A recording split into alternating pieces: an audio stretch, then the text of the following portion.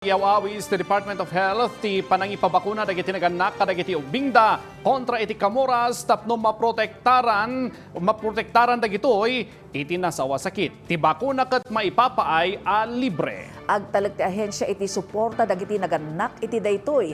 Libre ti bakuna para kadagiti ubing. Ada report ni Christine Bornolia sa Baway. Napatag-unay ang mapabakunaan iti anak nga ubing. Gaputa saan pay unay ang nabilag ti immune system dagitoy, isot gapuna ang nalakada ang makaptan iti nagduduma a sakit. Ti panagbakuna ket epektibo ken natalged a pamayan tapno maprotektaran dagiti anak iti nagduduma a klase ti sakit. Sigunday ta iti Department of Health. Vaccines are effective. Exactly 50 years ago, our country's national immunization program began. Since then, millions of Filipino kids had been and continue to be protected against vaccine-preventable diseases. Ginundawayan ni Joy Christine, maysa nga ina nga ipabakuna ti anak na nga agtawan ti upat. Iti na iuswat a measles rubella supplemental immunization anaangay iti Baguio City Health Services Office. Sigun kenkwana pinabakuna na ti anak na gaputa mamati iti bisa ti bakuna.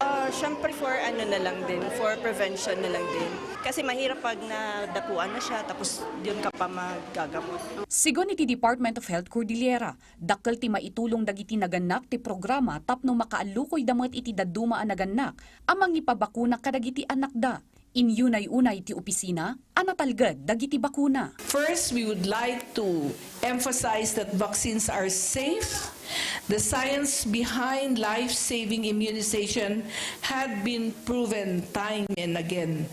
It is one of the most important medical innovations in history. Iti datos ti CHSO, may sa akaso tina-i-record ang nakaptan iti measles ken rubella as of August 3, 2026. Idi napalabas atawan, naka-i-record damat iti upat a kaso iti measles ken 2 iti rubella.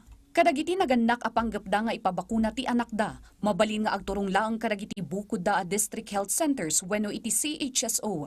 Daytoy a bakuna ket maijaya a libre kadagiti ubing. At kung meron po silang nakitang mga umiikot,